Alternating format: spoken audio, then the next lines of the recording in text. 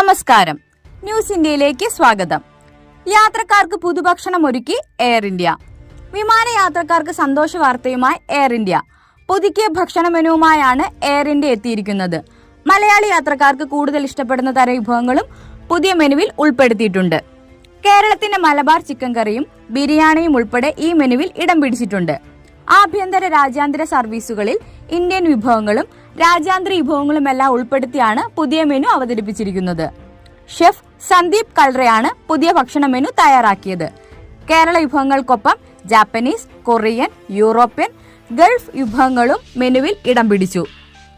യാത്രക്കാർക്ക് air India mobile ആപ്പിലൂടെ ഇഷ്ടപ്പെട്ട ഭക്ഷണം മുൻകൂട്ടി തിരഞ്ഞെടുക്കാം.